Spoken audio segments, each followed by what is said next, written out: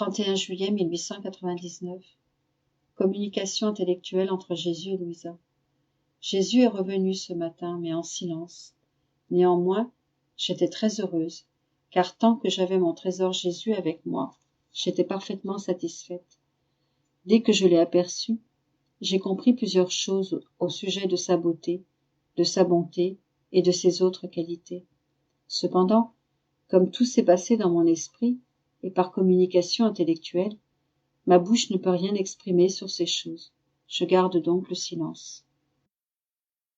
« 31 juillet 1902.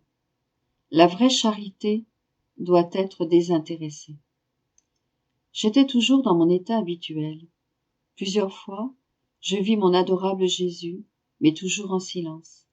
Je me sentais toute confuse, et je n'osais pas l'interroger. Cependant, il me semblait qu'il voulait me dire quelque chose qui blessait son cœur sacré.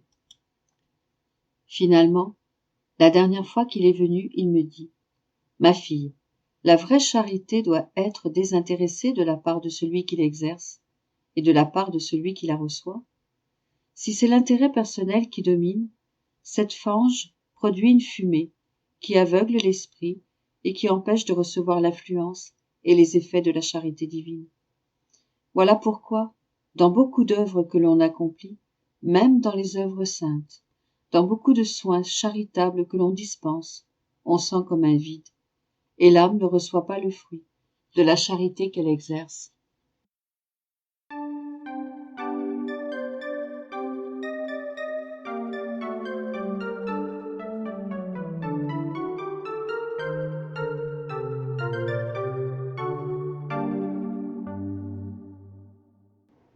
« 31 juillet 1904. La volonté humaine falsifie et profane même les œuvres les plus saintes. Poursuivant dans mon pauvre état, il me semble que mon Jésus est venu plus d'une fois et que je l'ai vu comme un enfant, entouré d'une ombre. Il m'a dit : « Ma fille, ne ressens-tu pas la fraîcheur de mon ombre ?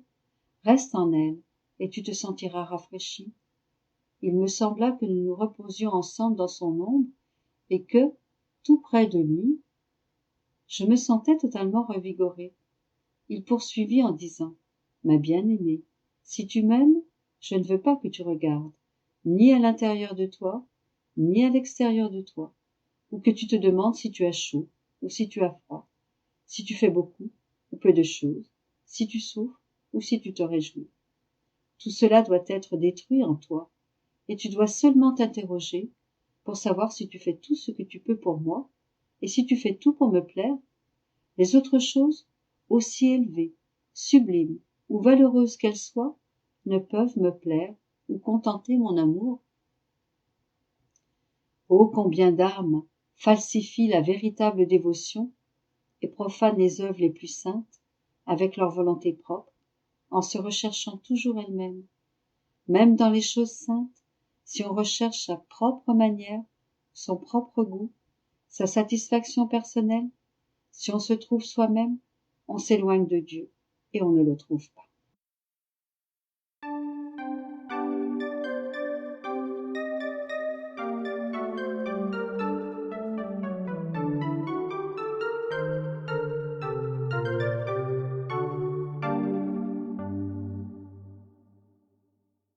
« 31 juillet 1906.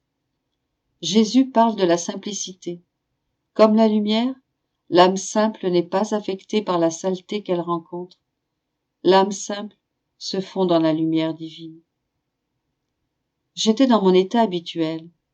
Mon Jésus béni vint, m'embrassa et me dit : « Ma fille, la simplicité est à la vertu ce que les épices sont à la nourriture. Pour l'âme qui est franche et simple, il n'y a pas de clé ou de porte pour entrer en moi ou moi en elle. Elle peut entrer à volonté en moi et moi en elle. Elle se trouve en moi sans avoir à entrer, puisque sa simplicité ressemble à la mienne. Je suis l'esprit le plus simple et pour cette raison, je suis partout. Rien, ni personne, n'échappe à ma main. L'âme franche et simple est comme la lumière du soleil qui, en dépit des nuages ou des saletés qu'elle peut rencontrer, reste toujours lumière, se communique à tous et jamais ne change. Ainsi, l'âme simple accepte toutes les mortifications et les déplaisirs, sans cesser d'être lumière pour elle-même et pour ceux qui la mortifient. Si elle voit des choses mauvaises, elle n'en est pas entachée, elle reste toujours lumière et jamais ne change. La simplicité est la vertu qui ressemble le plus à l'être divin. Par cette vertu, l'âme en vient à participer aux autres qualités divines. L'âme simple ne s'oppose pas à ce que la grâce divine entre et travaille en elle, parce qu'étant lumière, elle s'unit facilement à la lumière divine et se transforme en elle. Qui pourrait dire tout ce que j'ai ainsi compris concernant la simplicité? Je me sens comme immergée dans une mer de connaissances. Je n'écris que quelques gouttes de ce que je perçois, et je le fais d'une manière incomplète. Que Dieu soit remercié et loué pour tout.